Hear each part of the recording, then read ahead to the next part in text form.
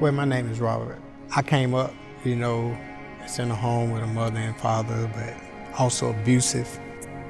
At the age of about 12, my mother and father separated, and it kind of bothered me a little bit because there was no father there. Then as I was going to school, did good all the way up until about the 12th grade. Then I started getting in trouble, messing around with drinking and drugs. Then I became a father, and then drinking and the drugs still got worse. My first marriage, we had a lot of problems.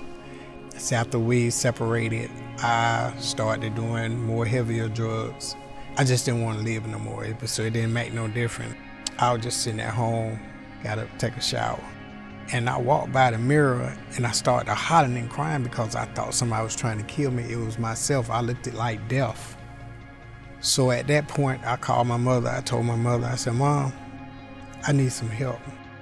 We got in contact with one of her friends. They got in contact with one of the guys at the Overcomers, and it was Mike Carlton. The most important thing he needed to do was to be able to forgive himself. He carried the weight of the guilt from not being the father that he needed to be with his children, for spending most of their young life in prison.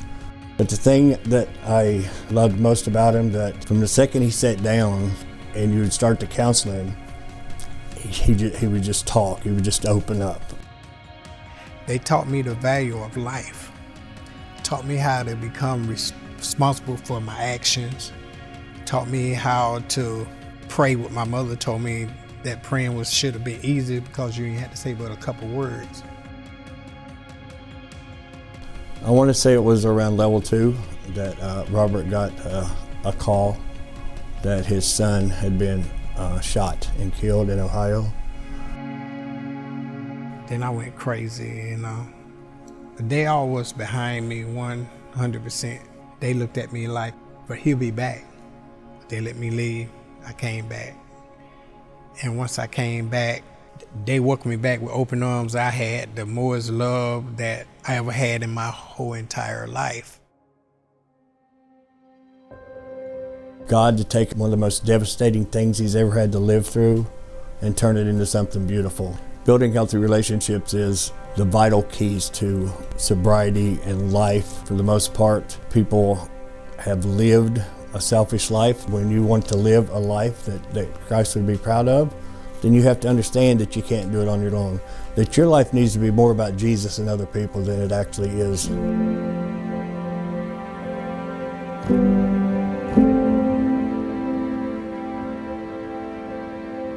Miracle Hill is just like a place of a safe haven.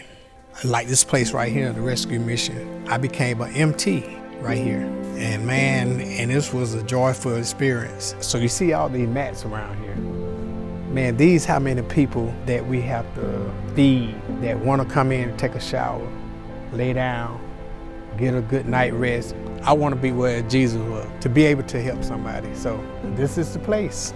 Robert wanted to give back, and it's an opportunity for him to witness to them. It's an opportunity for him to share his story with them. My life should have been over with, but God gave me a chance so I could tell somebody else. As long as I'm able, I'm gonna help somebody because someone helped me.